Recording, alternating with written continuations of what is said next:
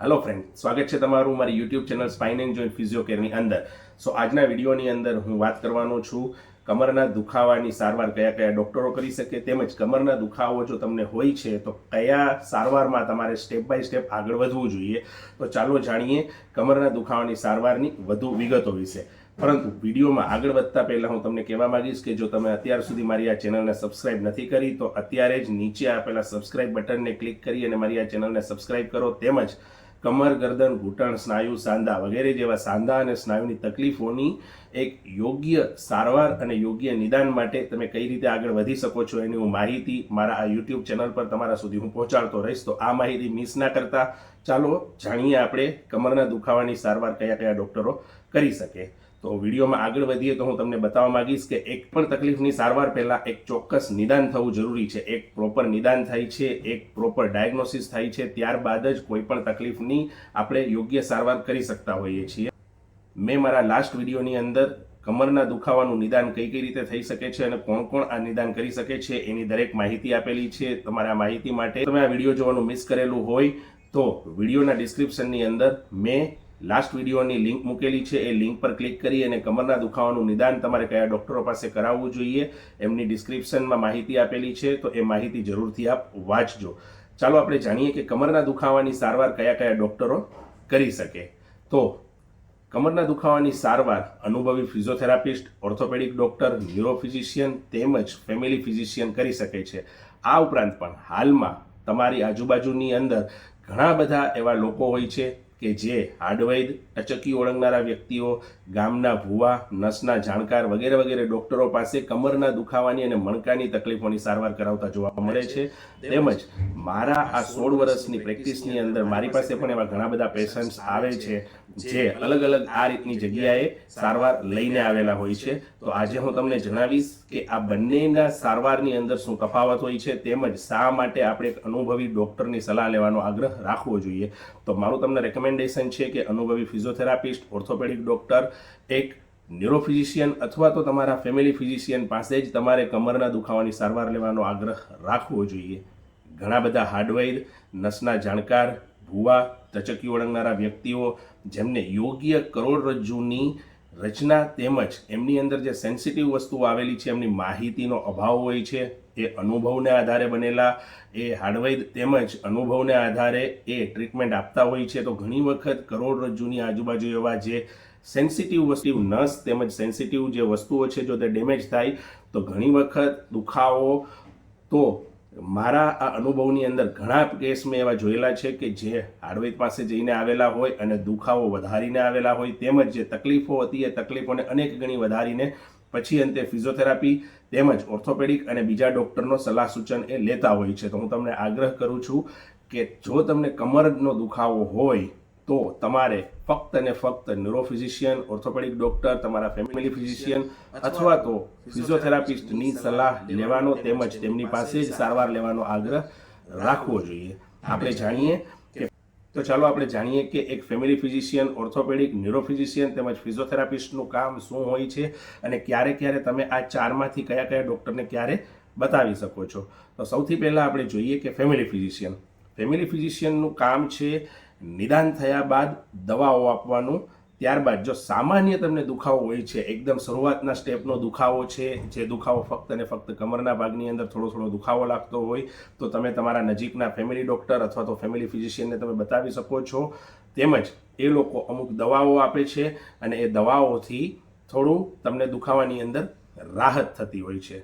એક ફિઝિયોથેરાપિસ્ટનું કામ છે દુખાવાનું પ્રોપર નિદાન કરવાનું, કમરના દુખાવાને એના જડમૂળ સુધી પહોંચવાનું અને જડમૂળમાંથી નિદાન થયા બાદ અમુક કસરતો, અમુક મૂવમેન્ટ તેમજ અમુક ઇલેક્ટ્રિક સાધનો તેમજ પોતાના હાથની સ્કિલ દ્વારા જે શીખેલા હોય છે એ સ્કિલ દ્વારા એ દવા વિના, ઓપરેશન વિના તેમજ ઇન્જેક્શન વિના જડમૂળમાંથી એ રોગને નાબૂદ કરવાનું, જડમૂળમાંથી એ તકલીફને નાબૂદ કરવાનું કામ એક ફિઝિયોથેરાપિસ્ટ ડૉક્ટરનું હોય છે.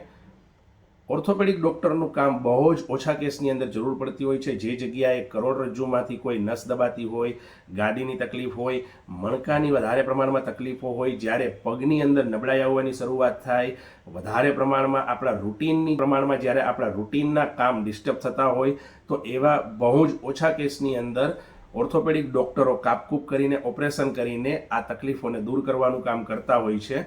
અને ન્યુરોફિઝિશિયનનું કામ જ્યારે નસોનું દબાણ વધારે પ્રમાણમાં હોય છે એ સમયે એ પ્રોપર પોતાના અનુભવ પ્રમાણે એક દવાઓ તેમજ અમુક સજેશન આપતા હોય છે. એ સજેશનને આધારે રેસ્ટ કરવાથી તેમજ દવાઓને આધારે એ દુખાવાને દૂર કરવાનું કામ ન્યુરોફિઝિશિયન કરતા હોય છે. જરૂર લાગે તો ક્યારેક NCV, MRI અથવા તો બીજા જરૂરી રિપોર્ટ્સ પણ આ ડૉક્ટરો સજેસ્ટ કરતા હોય છે.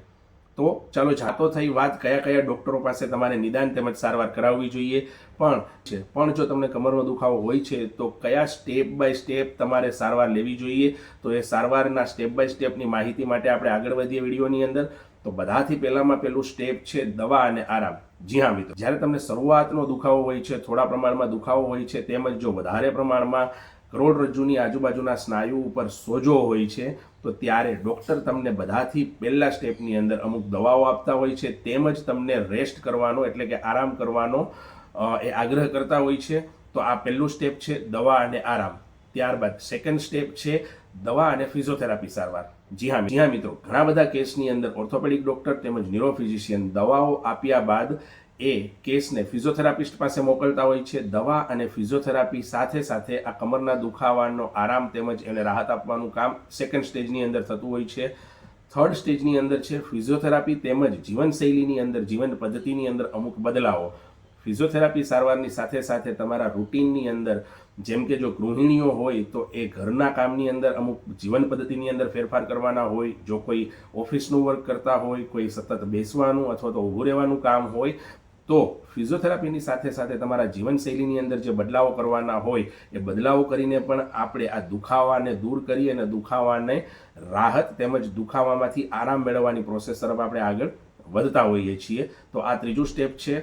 ચોથા સ્ટેપની અંદર જો ફિઝિયોથેરાપી દવાથી આરામ નથી થતો તો અમુક કેસની અંદર ડૉક્ટરો અમુક ઇન્જેક્શનની સલાહ આપતા હોય છે, જેમની અંદર કરોડરજ્જુમાં અમુક ચોક્કસ જગ્યાએ અમુક પેઇન રિલીફ ઇન્જેક્શન દ્વારા કમરના દુખાવાની સારવાર થતી હોય છે.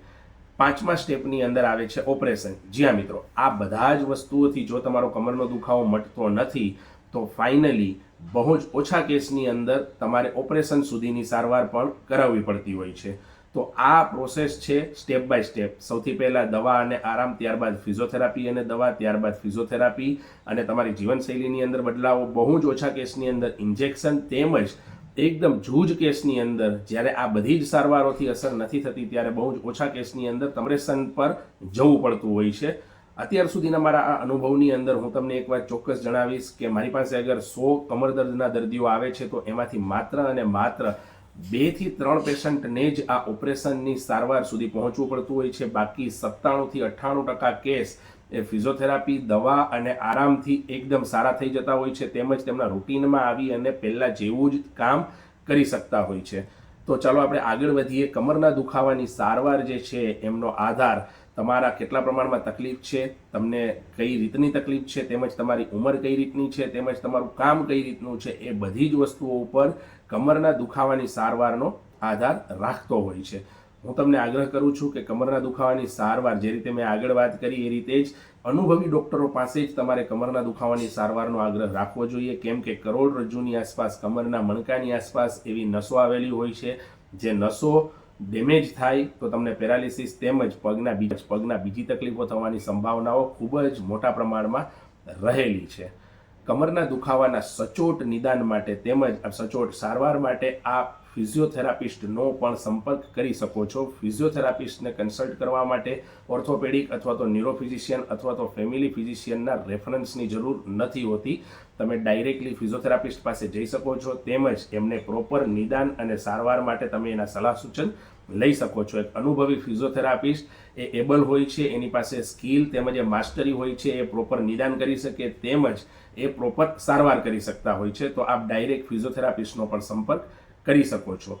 આજના વિડીયોની અંદર કમરના દુખાવા માટેની હું એવી 7 કસરત બતાવવાનો છું જે 7 કસરતો જો તમે રેગ્યુલર કરો છો તો કમરના દુખાવાની અંદરથી તમને જળમૂળમાંથી તમારો દુખાવો નાબૂદ થતો હોય છે તેમજ તમને લાંબા સમય સુધી આ દુખાવામાંથી રાહત મળતી હોય છે.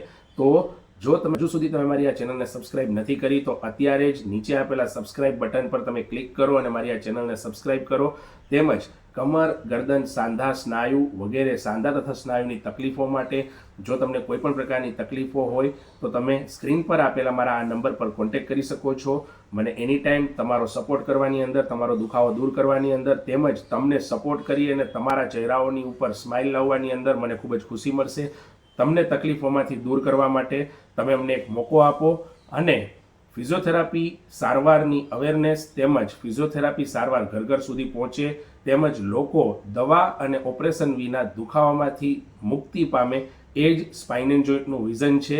તો અગર તમને કોઈ આ રીતની તકલીફો છે તો તમે એની ટાઈમ મારા આ નંબર પર કોન્ટેક્ટ કરી શકો છો. સુરત સિટીની અંદર અલગ અલગ 5 વિસ્તારની અંદર અમારી શાખાઓ આવેલી છે તેમજ સુરત સિટીની અંદર કોઈ પણ વિસ્તારની અંદર અમે ઘરે આવીને પણ સારવાર આપતા હોઈએ છીએ.